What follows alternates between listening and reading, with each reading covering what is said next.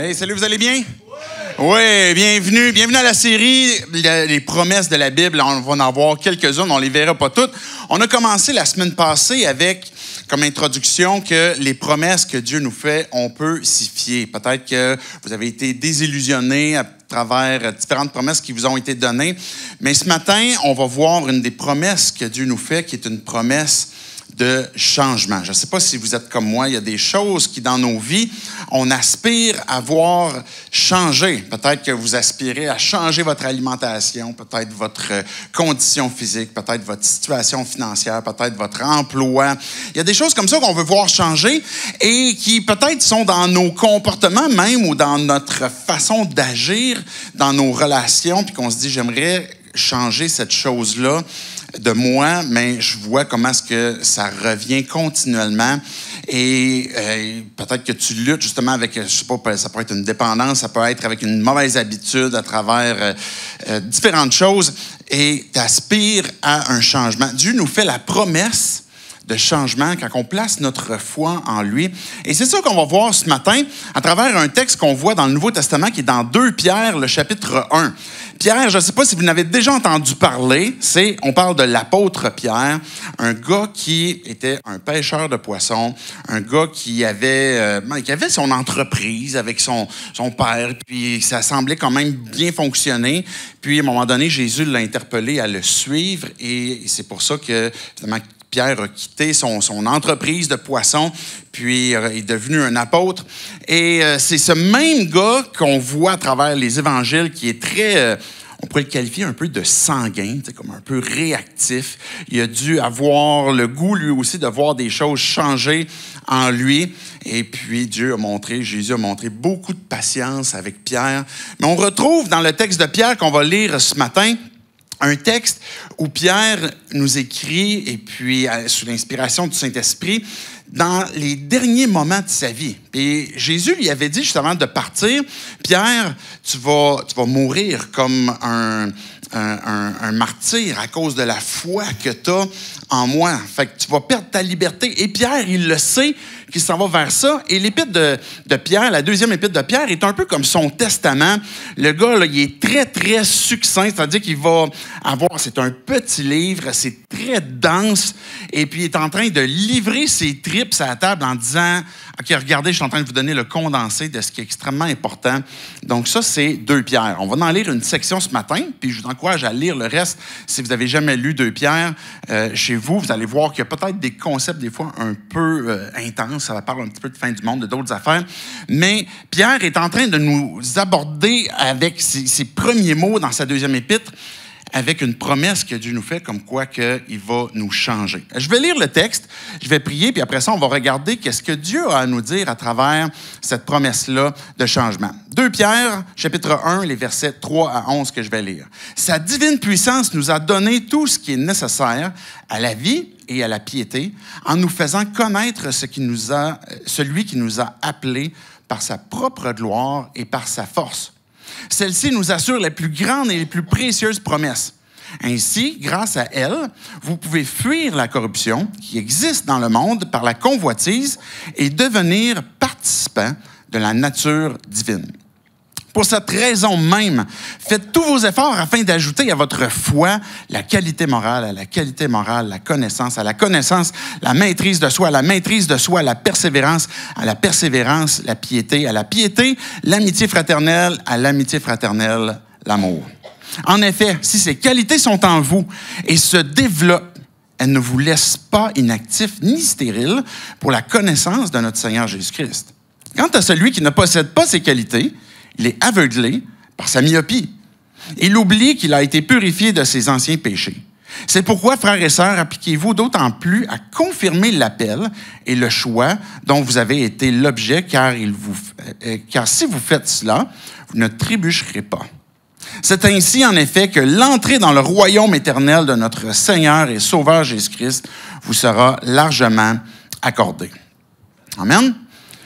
Je ne sais pas si vous avez vu le même texte que ce que je viens de lire, mais il y a une densité là-dedans de ce que Pierre est en train de nous dire. Pour un pêcheur de poissons, le gars, on aurait dit qu'il a fait comme des longues études théologiques. On dirait qu'il est allé à l'université de Jésus. C'est peut-être ça d'ailleurs que c'est 3 ans qu'il a marché avec Jésus qu'il a appris. Je vais prier, puis après ça, on va regarder qu'est-ce que ce texte-là a à nous dire en ce qui concerne l'œuvre que Dieu fait dans nos vies en nous transformant.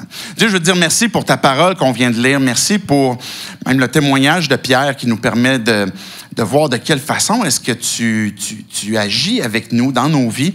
Je te prie que tu puisses venir nous parler, chacun d'entre nous, peu importe là où on est, qu'on s'identifie, Dieu, comme des croyants, des disciples, que tu puisses venir nous parler, nous encourager, nous révéler, Dieu, qu'est-ce que tu veux de nos vies, qu'on est à la recherche de toi, Dieu, ou peut-être qu'on est juste curieux, mais que tu puisses venir nous parler, puis nous révéler à nous aussi.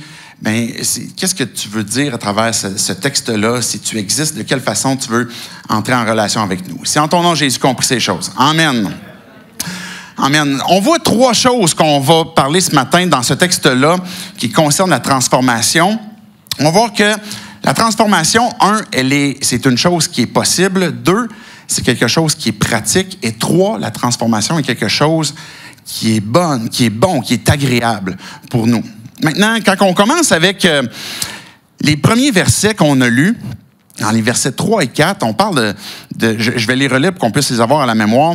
Sa divine puissance nous a donné tout ce qui est nécessaire à la vie et à la piété. Je ne sais pas si je suis trop proche du speaker, là, ça feed un peu. Hein? En tout cas, tu me diras s'il faut que je me tasse un petit peu. Les autres, ça va? OK. Sa divine puissance nous a donné tout ce qui est nécessaire à la vie et à la piété. Quand on parle ici de vie, on ne parle pas de... Oui, ça peut être le bios, c'est-à-dire que notre vie physique, on a la vie, on a la respiration, l'être, etc. Mais quand on parle du mot « vie » ici, c'est un mot qui dans l'original, fait référence plutôt à notre qualité de vie, notre façon qu'on va vivre, par exemple, sur Terre, notre façon qu'on va grandir, qu'on va croître, pas tant du plan physique, mais dans nos pensées, dans nos cœurs. Et ce que le texte qui est en train de nous dire, Pierre, c'est que la puissance de Dieu, sa puissance divine, a été déployée pour nous donner tout ce qui est nécessaire pour qu'on soit transformé, pour qu'on puisse avoir la vie, la piété, et ça en nous faisant connaître celui qui nous a appelés par sa propre gloire et par sa force. Hier, je ne sais pas si vous avez vu, si vous êtes dans le groupe Facebook Communauté 180, j'ai posté justement ces 2 versets-là en vous demandant les premiers mots du verset 4, à quoi ils font référence. Celle-ci nous assure les plus grandes et les plus précieuses promesses. On parle de quoi? Qu'est-ce qui nous assure les plus grandes et précieuses promesses? Mais on voit dans les versets juste précédents que, sa divine puissance nous donne ce qu'on a besoin pour être transformé, la vie, la piété. Et de quelle façon est-ce qu'il nous a interpellés pour venir nous transformer? C'est en nous appelant par sa propre gloire et par sa force. Peut-être que pour toi, la gloire est quelque chose qui est un peu abstrait, c'est peut-être quelque chose qui est comme un peu lumineux, où tu te dis c'est quoi exactement? C'est peut-être juste un concept biblique. Et on voit dans ce texte-là que c'est pas juste une idée théorique ou comme ça, ça fait partie d'une qualité de Dieu, il est fort, il est glorieux, mais ça fait partie du plan rédempteur de Dieu. Ça fait partie du processus que Dieu met en œuvre, qui vient de son être et qui permet qu'on puisse être transformé. La gloire de Dieu, on pourrait la résumer, je ne veux pas trop la résumer simplement, mais à sa présence. Sa présence dans nos vies fait en sorte qu'on est transformé et sa puissance qui est déployée fait en sorte qu'il y a des choses qui changent réellement dans nos vies. Et ça, cette œuvre-là, la gloire, la puissance de Dieu, nous assure, et on parlait la semaine passée de certitude quand Dieu nous dit quelque chose, mais ça nous assure justement les plus belles, précieuses promesses. Une promesse on a lu le dernier verset, d'entrer dans le royaume, d'être en relation avec Dieu. Et la transformation est quelque chose qui est réellement possible. Des fois, on pourrait arriver à un point où on est un peu cynique, peut-être justement à travers les années. Peut-être que ça fait des années peut-être que tu t'identifies comme chrétien, puis tu te dis, mais j'ai pas tellement l'impression que les chrétiens autour de moi changent. J'ai l'impression qu'ils sont toujours comme les mêmes vieux hypocrites. Je ne sais pas si vous avez cette pensée-là. Moi, je l'ai déjà entendu des fois de certaines personnes. Là, je ne vous donnerai pas de nom. Mais on peut avoir des fois, nous-mêmes, comme intérieurement, comme j'ai l'impression qu'ils disent qu'il faut changer, puis comme ils ne changent pas eux-mêmes. Il y a des choses qui sont encore là. Ils ont encore des mauvaises habitudes. Et puis, tu pourrais être cynique peut-être même un peu par rapport à ta propre transformation, comme je parlais tantôt, où, OK, tu as essayé de sacrer pendant un temps, tu as essayé d'arrêter certaines choses, puis ça revient et on a l'impression peut-être que, mais OK, si Dieu m'a sauvé, si Dieu m'a transformé, est-ce que la transformation est quelque chose de réellement possible? Quelque chose qui va se faire? Et la réponse est oui. Peut-être que, je prends ça d'un autre côté, peut-être que tu as dans ton entourage des gens qui se disent chrétiens, peut-être qui viennent tout juste de se dire chrétiens, puis là tu te poses la question, OK, qu'est-ce qui va se passer? Ça va changer quoi maintenant? À cette heure que telle ou telle personne proche de moi, dans ma vie, se dit chrétien, commence à aller à l'église, commence à lire la Bible, il va se passer quoi? Puis des fois, on pourrait appréhender des choses un peu freak. Comme, il va-tu falloir qu'il donne tout son argent à l'église? Va-tu falloir qu'il commence à s'habiller de façon peut-être un peu moche? Je sais pas, tu sais, dépendamment des stéréotypes qu'on a des gens religieux. Est-ce qu'il va falloir que cette personne-là arrête de profiter de certains plaisirs de la vie? Peut-être que tu as ces questions-là, ça va changer quoi? Ça va transformer quoi dans leur vie? Et puis que tu as peut-être certaines appréhensions, puis que oui, tu veux voir qu'est-ce qui va arriver, et puis que toi-même, si tu es devenu nouvellement chrétien, mais tu te poses la question, mais OK, maintenant, il faut que je fasse quoi? Maintenant que je crois, il faut que j'arrête de faire quoi, puis il faut que je fasse quoi maintenant? Bien, avant de parler du quoi, c'est quoi ça va changer? De quelle façon est-ce que je dois changer? Qu'est-ce que je dois faire pour être différent? Bien, la première des choses qu'on voit dans ce texte-là qu'on vient de lire dans les premiers versets, c'est quelque chose qui vient de Dieu. La transformation est d'abord et avant tout l'œuvre de Dieu. Et c'est la raison pour laquelle on peut dire qu'elle est possible. Parce que si la transformation dépend de toi, de moi, de gens autour de nous qui s'impliquent, on va avoir beaucoup de difficultés. Parce qu'on va voir que, justement, on revient régulièrement ou rapidement à ce qu'on est habitué et qu'on a certaines difficultés, justement, à abandonner certaines choses. Regardez la fin du verset 4, il va dire, bon, celle-ci, on parle de la gloire, la force qui nous assure les plus grandes et précieuses promesses. Et la fin du verset va dire, ainsi, grâce à elle, vous pouvez fuir la corruption. Pourquoi est-ce qu'on parle de corruption? Quelque chose qui est vivant, quelque chose qui va grandir, quelque chose qui est réellement, qui a une vie, ben, elle va nécessairement croître. Il va y avoir une transformation, il va y avoir une croissance. Mais il peut y avoir aussi une détérioration. Et puisque Dieu a déployé sa puissance et sa présence, sa gloire, on peut avoir la certitude, la promesse de Dieu que, ben, la corruption, on va y échapper à cause de ce que Dieu a fait. Puis, la raison pour laquelle on va persévérer, on va vouloir continuer d'avancer, c'est parce que, justement, la transformation est possible. Pourquoi est-ce que je veux continuer? Pourquoi je veux continuer d'apprendre à connaître Jésus? Pourquoi est-ce que je veux continuer de lire ma Bible? Pourquoi je veux continuer de m'entretenir avec d'autres chrétiens, puis de voir de quelle façon est-ce que Dieu agit dans leur vie?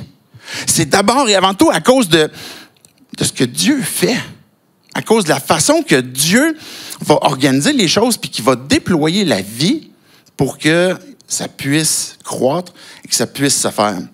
Puis regardez, même, je poursuis à la fin, il va dire de pouvoir fuir la corruption qui existe dans le monde par la convoitise et devenir participant de la nature divine. Quand on devient croyant, si on devient un enfant de Dieu, je place ma foi en Dieu, je place ma foi en Dieu parce que je comprends que, OK, la corruption me guette. La corruption, c'est le mal que moi-même je génère. Les choses que moi-même je fais qui détruisent ma vie puis qui détruisent la vie des gens autour de moi et qui, ultimement, m'emmènent à être séparé de Dieu. Et que tout cela est généré de par mon désir d'obtenir, d'avoir la convoitise, puis que je nourris continuellement. Mais quand que je comprends que j'ai besoin d'un sauveur, j'ai besoin de quelqu'un qui peut venir apporter une transformation de pas juste ma façon de m'habiller, pas juste ma façon de parler, pas juste mes comportements extérieurs, mais que Dieu va pouvoir transformer la source, que Dieu va pouvoir transformer la racine avant le fruit. Et qu'à partir de ça, bien là, je vais dire à Dieu, OK, je comprends que mon cœur, ma vie, là, le mal que je fais, le péché que je fais me sépare de toi. J'ai besoin de Dieu que tu interviennes dans ma vie puis que tu transformes mon cœur, que tu transformes ma vie. Et que là, parce que je crois que Dieu peut faire cette œuvre-là, puis que ça, c'est basé uniquement sur la puissance divine et que la gloire de Dieu, et puis qu'il me la donne généreusement, la grâce de Dieu, mais là, je deviens son enfant. Je deviens un enfant de Dieu. Mais ça, ce que ça vient transformer dans ta vie, c'est que c'est pas juste une étiquette, c'est pas juste un papier. Je vais le dire comme ça quand je dis juste, je veux pas être trop réducteur, mais des fois, on voit l'adoption de Dieu comme, bon, OK, j'ai reçu le papier d'adoption, je suis dans la famille. Mais ce que Dieu est en train de nous dire, c'est, tu es participant de la nature divine. Ce que Dieu a créé en toi. Tu es une nouvelle créature. Les choses anciennes sont passées. Voici, toutes choses sont devenues nouvelles, que dit la parole. Il y a quelque chose qui, dans ton âme, dans ton Zoé, la vie qu'on parlait tantôt, là, qui contribue à la vie et la piété, est complètement transformée quand tu as placé ta foi en lui, parce que l'Esprit de Dieu vient habiter en toi, puis va transformer ton ADN de ton esprit. Ce qui fait que tu deviens enfant de Dieu et que, nécessairement, tu vas ressembler à Dieu. Mais des fois, des enfants, ils ne veulent pas toujours ressembler à leurs parents. Des fois, on voudrait ressembler peut-être à nos parents. Mais dans le cas, qu'est-ce que Dieu fait avec nous? On ressemble à notre Père. La transformation, elle est possible parce que c'est Dieu qui l'opère et il nous rend participants à la nature divine parce qu'on a placé notre foi en lui. Pierre, il va citer à un moment donné dans sa première épître, dans le chapitre 2, il va parler de désirer comme des enfants nouveau-nés le lait pur de la parole pour que vous puissiez croître, que vous puissiez être transformés. La croissance, elle est possible, mais ce qu'il faut comprendre aussi, c'est que bien qu'elle est possible, elle est lente. Elle progresse tranquillement. Je ne sais pas si vous êtes comme moi, mais souvent, on veut voir les changements comme ça. Hein? Je ne sais pas, vous êtes comme moi peut-être un peu. On veut voir que notre iPhone va aller de plus en plus rapidement. Hein? On veut voir que notre ordinateur va de plus en plus rapidement. On veut voir que quand on pose des questions aux gens, c'est de plus en plus rapidement. On va de moins en moins vers ce qui est un processus plus lent et qu'on recherche ce qui est rapide. Et puis, pas toujours, mais souvent, c'est un peu notre habitude dans notre contexte, dans notre société. Et puis, même dans la foi chrétienne, on va rechercher un quick fix. On va rechercher quelque chose qui fait que, OK, là, je vais être transformé, puis paf, c'est changé, c'est transformé.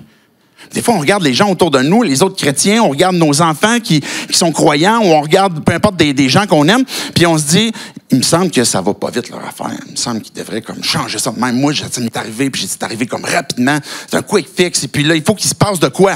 Il faut qu'on fasse une prière X. Et puis là, je crois à la prière, là, puis je crois que Dieu fait des miracles spontanés, ça arrive aussi.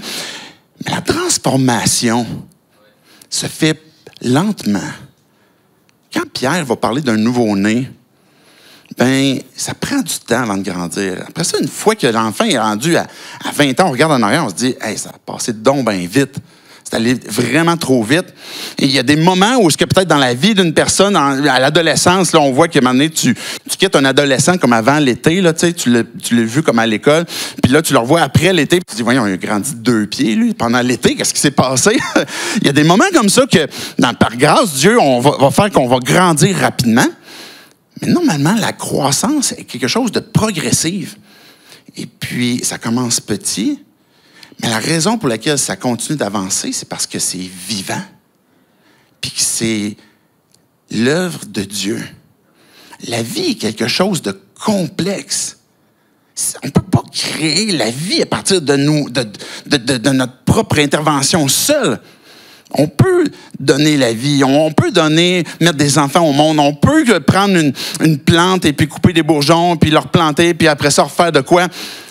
Mais la vie est quelque chose de complexe qu'on ne peut pas imiter. Parce que c'est quelque chose qui vient de l'œuvre de Dieu et nos vies sont faites comme ça.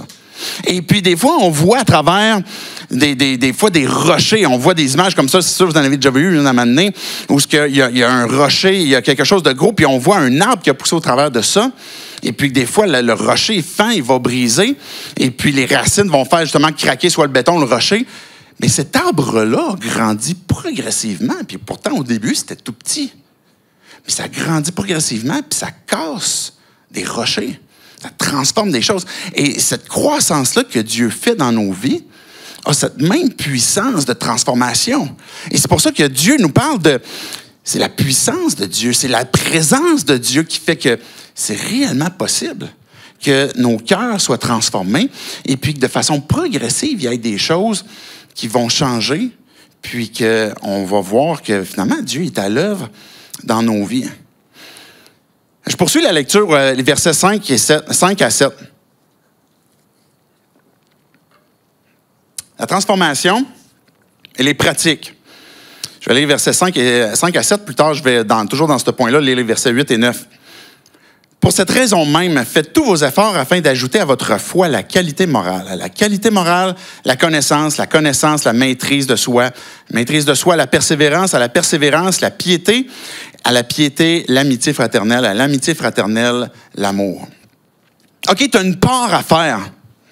Tu as quelque chose qui t'appartient. Puis le mot « effort » dans le texte qu'on vient de lire, pas juste dans les versets, mais dans les textes, les versets jusqu'au verset 11, va parler à 3 reprises qu'il y a un effort à faire. Que la transformation, elle est opérée par Dieu, et c'est la transformation, elle est réellement possible parce que c'est quelque chose qui se fait par Dieu, qui est initié par Dieu, mais elle est pratique aussi dans le sens qu'il y a quelque chose que Dieu nous appelle à œuvrer aussi, dans lequel on a besoin de mettre tous nos efforts. Tous nos efforts pour ajouter à la foi. Il va parler, par exemple, de qualité morale. Ce texte-là, ces versets-là qu'on vient de lire, sont souvent décrits comme les vertus chrétiennes à développer. Fait qu'on parle de qualité morale. À un moment donné, on reconnaît comme ce qui est bien, ce qui est mal. On va pas dire ce qui est mal, l'appeler bien, ou ce qui est bien, on va l'appeler mal. Il y a une qualité morale où il y a quelque chose qui, dans nos vies, est transformé parce que on reconnaît ce qui est vrai, ce qui est faux, ce qui est bien, ce qui est mal, et puis de plus en plus, on va vers cette distinction-là. Mais à la qualité morale va s'ajouter aussi la connaissance. La connaissance, je vais en parler tantôt dans un instant, mais c'est plus que quelque chose qui est cognitif. Quand la parole souvent parle de connaissance, ça va être beaucoup plus cette idée d'expérience. Le mot est intimement lié même dans l'origine, parce quand on parle de connaissance, c'est ginosko, c'est la gnose, c'est de là que vient le mot ginosko. Et puis, quand on parle d'expérimenter, c'est épiginosko. C'est-à-dire qu'il y a une connaissance qui est au-dessus, c'est-à-dire que c'est plus que juste quelque chose qui est dans mon esprit, c'est quelque chose que je vis. Quelque chose que j'expérimente. Et quand Pierre nous parle, il dit, OK, oui, la qualité morale va conduire aussi à l'expérience, ajouter à ça aussi la connaissance. À la connaissance, la maîtrise de soi. Il y a des choses qui, dans nos vies, de plus en plus, on va, OK, oui, ça c'est bien, ça c'est mal, et puis je vais agir en conformité aussi avec ce qui est devant moi, en fonction du bien et puis en fonction du mal. Et ça va aussi ajouter, après la maîtrise de soi, la persévérance. Il va y avoir des moments dans nos vies où on a l'impression que c'est plus dur que d'habitude. On a l'impression qu'il n'y a plus de signes, il n'y a plus de... Peut-être qu'on a l'impression des fois que Dieu ne nous parle plus, on est moins proche. On a l'impression que les circonstances, puis des fois, c'est pas une impression, des fois, les circonstances sont réellement difficiles, plus pénibles. On se retrouve exposé à des circonstances, ça peut être au travail, ça peut être dans la famille, où ce que là, ça devient difficile pour nous de vivre notre foi. Puis Dieu nous dit, persévère. Lâche pas. Abandonne pas. Ça fait partie de l'effort que le croyant déploie pour dire, je continue d'avancer. Je continue de garder mes yeux fixés sur Dieu. Quand on sort du contexte spirituel, okay? On va continuer dans un instant, là, Appliquons ça, par exemple, au gym. Vous allez au gym, vous voulez vous entraîner un peu. On va dire que c'est logique. Il faut nécessairement, à un moment donné, que OK, il y a une épreuve que je vais faire, par exemple, sur le dos, sur les jambes, sur mon cardio, sur peu importe le muscle que je voudrais entraîner. Puis à un moment donné, tu vas même faire exprès dans ton entraînement de pousser même plus loin au-delà de ta limite, peut-être que tu n'as jamais levé. Puis peut-être que là, tu vas avoir besoin de quelqu'un proche de toi pour t'aider, pour te checker, et puis t'aider même à poursuivre. Mais tu vas le désirer, tu vas le vouloir. Pourquoi? Parce qu'on sait pertinemment qu'on est en train de grandir. On est en train de se renforcer. Notre corps, notre qualité physique est en train de se transformer. Quand on revient à cette pratique spirituelle, c'est la même chose. Dieu nous fait grandir. Peut-être qu'on va être placé dans certaines circonstances, dans certaines épreuves, dans certaines difficultés. Puis Dieu nous dit, persévère. Lâche pas. Il y a quelque chose qui est en train de se transformer. Puis des fois, dans la persévérance, quand on souffre, on ne voit pas toujours cet élément-là comme quoi qu'on est en train de se développer. Mais il y a quelque chose qui se crée. Et là, on doit faire confiance à Dieu que, OK, Dieu est en train d'opérer quelque chose dans ma vie. Mais la transformation est quelque chose de pratique. Donc, ils vont parler de la connaissance, la maîtrise de soi, la persévérance, la piété, l'amitié fraternelle, puis l'amitié fraternelle, l'amour. Quand on parle, par exemple, de piété, oui, de vivre notre foi de façon cohérente, cette idée de faire ce qui est nécessaire pour qu'on puisse croître aussi. Je parle avec Dieu, je prends le temps d'écouter Dieu, je prends le temps de m'exposer même à la communauté chrétienne. Il va parler d'amitié fraternelle. C'est l'idée ici de philéo, cet amour qui se crée au sein d'une famille où tes best friends, tes best buddies vont être aussi des frères et des sœurs. Et c'est de ça qu'on parle quand Pierre va dire amitié fraternelle. C'est que là, il y a quelque chose qui se crée dans la relation qui fait que je m'investis aussi dans cette communauté et qui conduit ultimement jusqu'à l'amour. Puis c'est souvent le mot qu'on va révéler comme étant cet amour suprême, sacrificiel, qui est l'amour agapé ici, qui va conduire jusque-là. Je ne sais pas quand vous entendez ça, comment vous le vivez. On comprend que ça nécessite des efforts.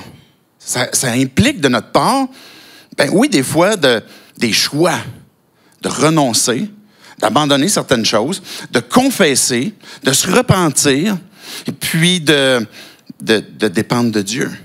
Ça implique quelque chose de pratique dans nos vies. Ça implique quelque chose de cohérent. Et c'est pour ça que la transformation va se faire. Parce qu'on est en train d'investir ou de placer l'effort sur ce que Dieu a commencé dans nos vies. Et c'est pour ça qu'on parle d'éléments pratiques. Regardez versets 8 et 9. En effet, si ces qualités sont en vous et se développent, elles ne vous laissent pas inactifs ni stériles pour la connaissance de notre Seigneur Jésus-Christ. On parle d'être actif, de ne pas être stérile. C'est encore quelque chose qui est lié à la vie, la piété, quelque chose de vivant.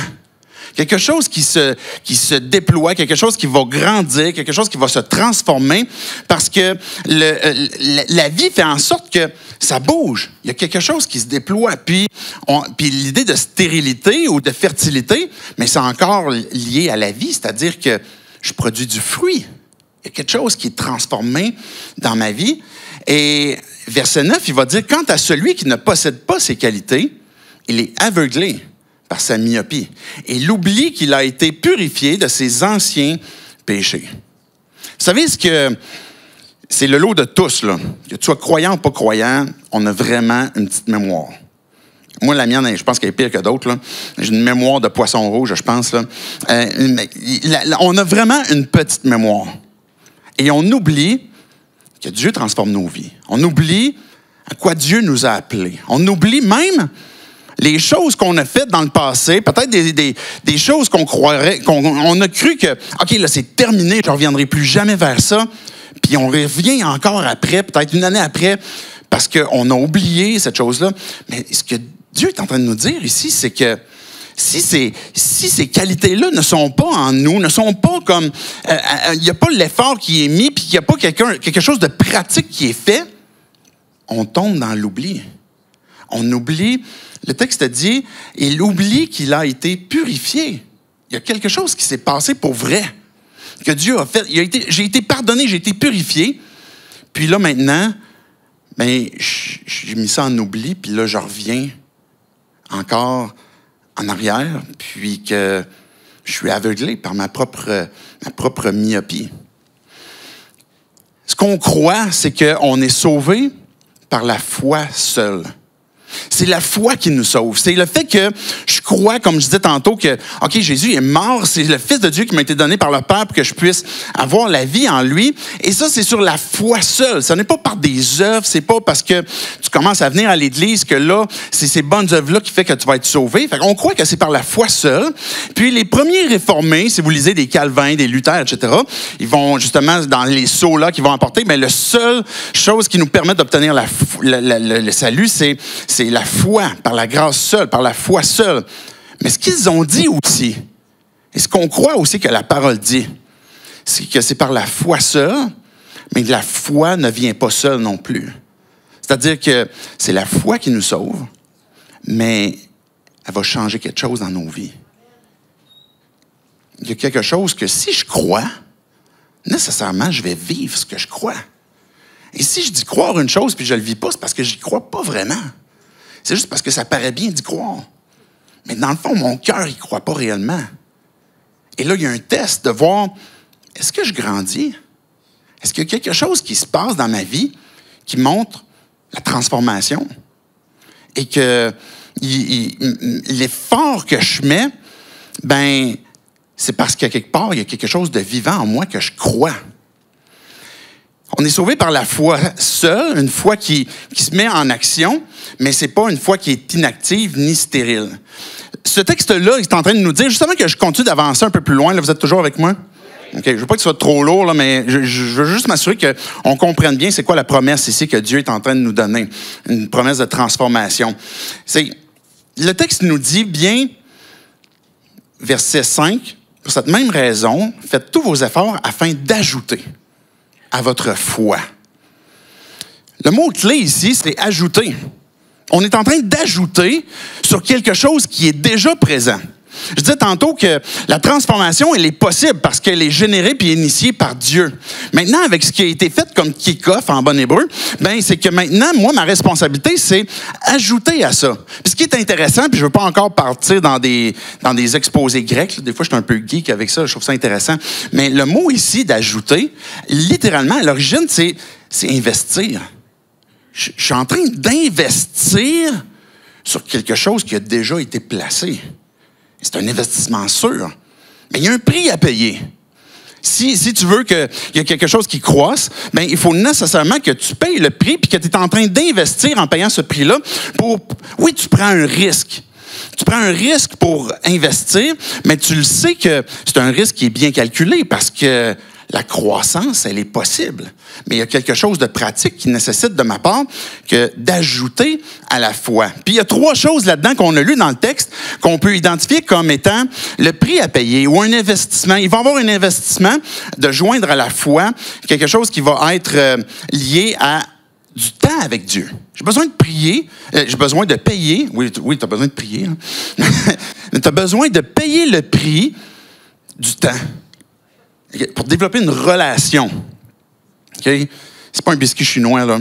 C'est pas quelque chose de... Je veux pas trop simplifier. Mais il faut prendre du temps.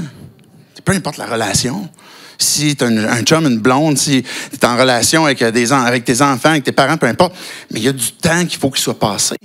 Pour parler, pour écouter, pour soutenir. Puis, donc, il y a du temps.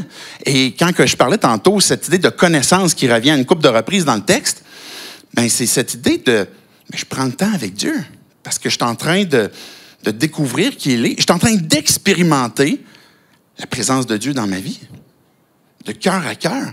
Oui, il y a des choses que je peux expérimenter qui vont être, qui vont se déployer, qui vont être surnaturelles, etc.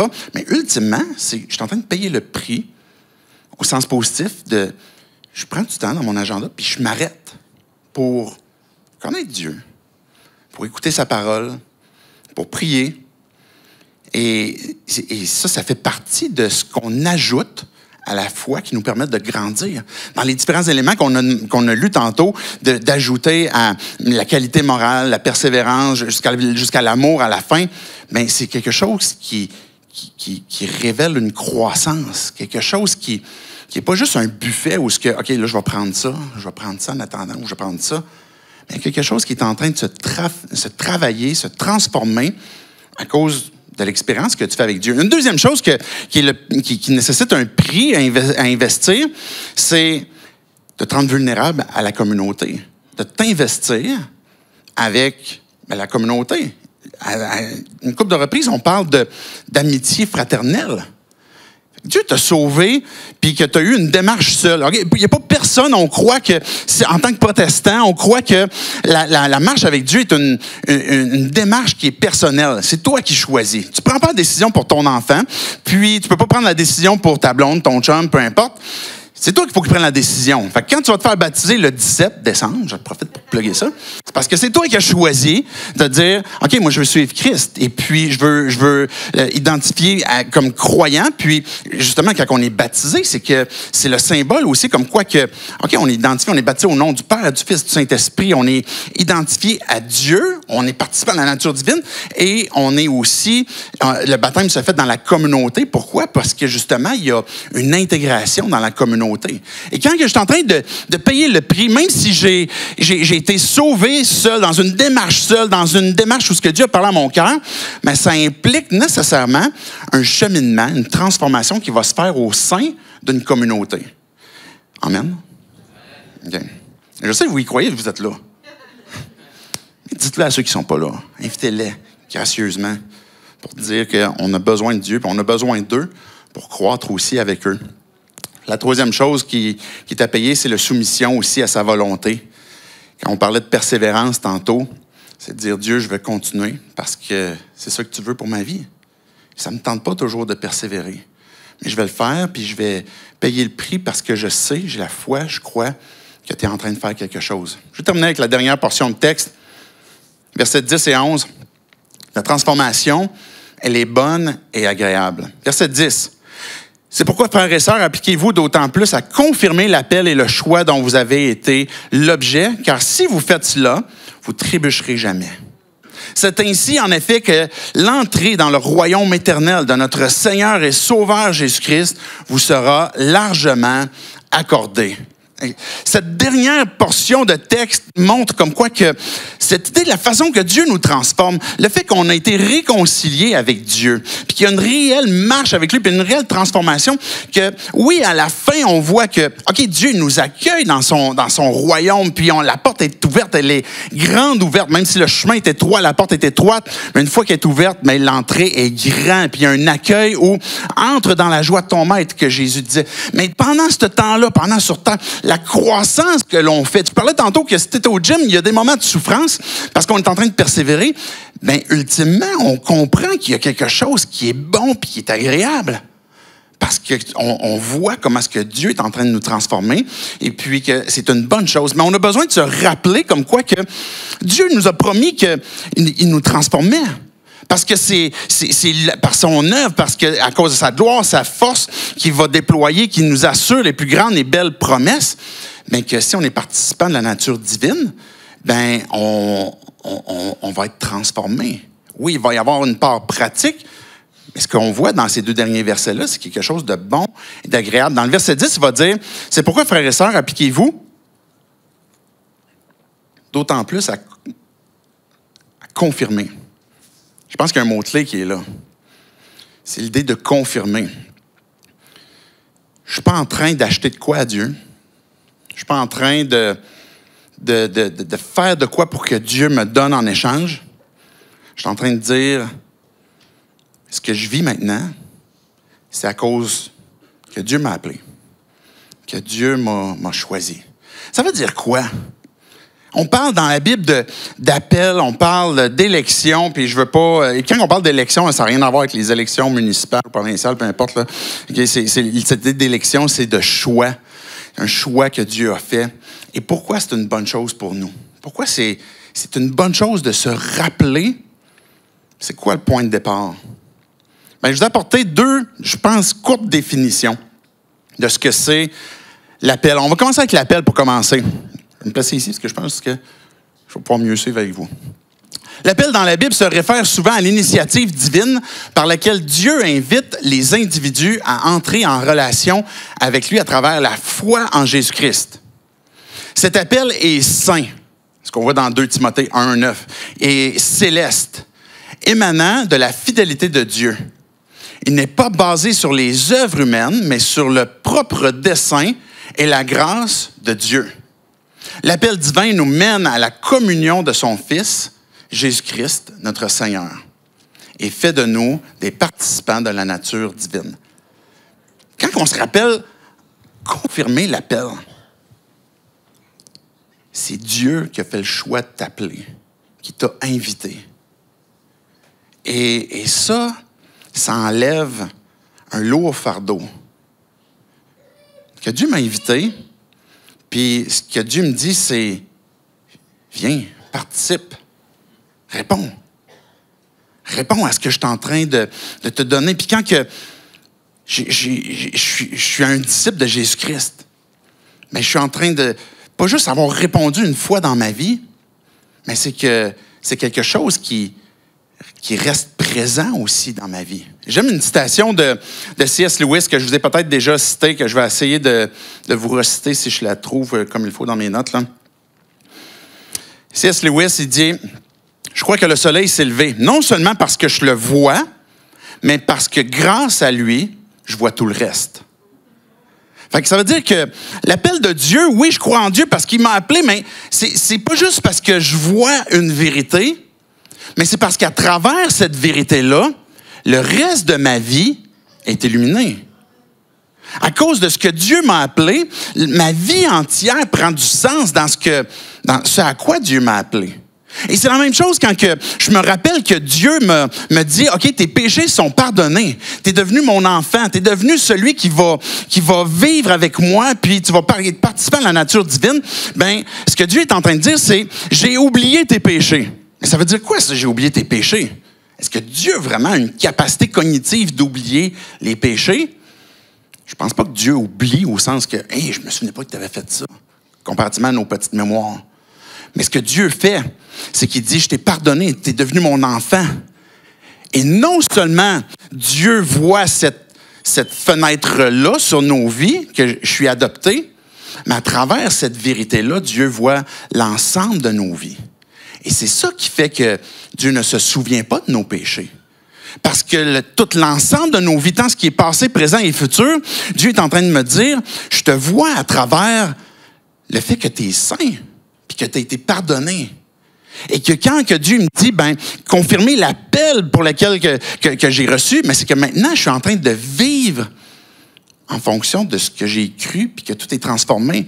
Il va parler du choix aussi, là, je ne vais pas trop étirer le temps, là, parce que le temps passe vite ici, semblerait. La deuxième définition pour l'élection, rapidement, l'élection est le choix souverain et intentionnel de Dieu pour le salut. La raison pour laquelle j'insiste sur ça, c'est parce que c'est Dieu qui a initié, c'est Dieu qui a commencé, c'est Dieu qui a débuté l'œuvre dans ta vie. Et puisque c'est lui qui a commencé et débuté, savez-vous quoi? Il va finir. Il a commencé, il va la finir. Et ce que Dieu a commencé dans ta vie est bon, agréable. OK, je poursuis. Ce choix est avant la création du monde et est conforme au plaisir de sa volonté. Par l'élection, Dieu nous adopte comme ses fils, ses filles, par Jésus-Christ, dans le but de devenir semblables à l'image de Jésus. L'élection est fondée dans la préscience, la connaissance de Dieu, avant toute chose, de Dieu le Père, par la sanctification de l'Esprit. Donc, c'est l'œuvre de l'Esprit qui fait qu'on est déclaré saint, mais l'Esprit nous fait devenir semblables à l'image de son Fils pour obéir à Jésus-Christ et être purifiés par son sang. Et ça, c'est une bonne chose pour nos vies. Parce que ce qu'on disait tantôt au tout début, qu'il y a des choses qu'on veut voir transformées dans nos vies. Quand que Jésus a dit, je suis venu pour apporter la vie, puis la vie en abondance. c'est qu'il y a des choses on croit qui peut-être sont bonnes, sont agréables, sont le fun, qui apportent une certaine abondance, un certain plaisir, mais qu'on sait pertinemment qu'ils finissent que par nous détruire. Puis Dieu dit, ces choses-là, je peux les transformer dans ton cœur. Puis je l'ai commencé, puis je vais le faire. Puis pas parce que tu es une bonne personne. Je vais le faire justement parce que tu en as besoin. Puis je l'ai décidé même avant la création du monde, pour que tu sois sûr de bien catcher que c'est pas à cause de toi, c'est à cause de moi. Que j'ai choisi d'intervenir dans l'humanité pour sauver, pour transformer. Je vais inviter les musiciens à s'avancer. Il y a une image que j'aime beaucoup, j'ai déjà ramenée à l'occasion, qui est cette image de plante. On parlait de transformation, de croissance. À la maison, j'ai un endroit où on a voulu comme se faire un petit endroit plus intime pour être en famille des fois quand on veut être ensemble. Puis on a mis des plantes artificielles qui vont pouvoir nous créer comme cette petite barrière, cette petite intimité. Mais savez-vous, ces plantes artificielles-là, ce qui est le fun, c'est que peu importe ce qui se passe, ils sont toujours pareils. Ils sont toujours là. Ils sont toujours vertes. Ils paraissent toujours bien. Savez-vous que c'est quoi le problème de ces plantes-là? Elles ne sont pas vivantes. Elles sont artificielles. Il n'y a rien de vrai. C'est juste une apparence. Il n'y a pas de vie en elles. Faire semblant d'être un chrétien, des fois, on ne le fait pas toujours intentionnellement. On pourrait avoir le piège dans lequel on tombe d'imiter un certain comportement, puis d'être cette plante artificielle, puis d'oublier qu'il y a quelque chose de vivant que Dieu veut faire dans nos vies. Et puis qu'on reproduit des choses à l'extérieur, puis que peu importe les circonstances, on est toujours pareil, on est toujours des chrétiens on n'est pas si pire. Mais quand la vie est en nous, quand on a décidé de placer notre foi en Dieu, puis qu'on a dit, Dieu, je reconnais que tu m'as appelé, tu veux me sauver, tu veux me transformer, tu me dis que je suis pécheur, puis que j'ai besoin d'un rédempteur, tu veux que je me repente de mes péchés, puis que je me tourne vers toi pour que je puisse naître de nouveau, puis avoir cette vie maintenant en toi. Mais maintenant, il y a quelque chose qui se développe, qui est extrêmement simple, mais extrêmement complexe, que tu ne peux pas imiter. Ça va être l'œuvre de Dieu qui va s'opérer. Parce que l'Esprit de Dieu est en train d'œuvrer dans ta vie. Savez-vous qu'est-ce qui va se produire? Tu vas grandir. Savez-vous qu'est-ce qui va se produire? Tu vas être exposé des fois à des intempéries. Puis ça va être difficile des fois. Puis dans ces moments-là, peut-être que tu ne vas pas toujours bien paraître. Ça se peut que tu vas avoir des doutes. Ça se peut que tu vas lutter. Ça se peut que tu vas avoir envie des fois de revenir en arrière. Mais savez-vous quoi? C'est signe de vie. C'est pas signe d'une plante artificielle. Mais il y a quelque chose, la vie, elle lutte pour grandir. Mais il y a des moments, des fois, qui sont difficiles. Ça fait partie de la transformation. Il y a des moments où c'est plus facile, d'autres moments, c'est plus difficile, mais il y a quelque chose qui est vivant. Des fois, ton verre de cette plante, il va être comme resplendissant. Ça se peut que des fois, tu aies des feuilles mortes. Puis Dieu dit, « Hey, je vais venir t'aider, je vais intervenir dans ta vie. » Il y a des choses qui peut-être ont besoin d'être enlevées pour que tu puisses mieux fleurir. Puis là, tu vas dire, « OK, Dieu, je vais te faire confiance. » Puis je lève les yeux vers toi. Puis je me décourage pas, même si des fois, j'ai l'impression qu'il y a des feuilles qui meurent, même si des fois, j'ai l'impression que j'ai besoin d'être abreuvé, parce que j'ai la vie. Puis je suis en train de voir comment est-ce que Dieu, tu me transformes. Ça, c'est la promesse que Dieu te fait. Qu'il a commencé une œuvre qui va mener à terme et de ne pas te décourager. Puis d'investir dans ce qui va contribuer à pouvoir grandir, à voir ce que Dieu a fait pour toi, puis de dire, Dieu, je veux investir sur ça.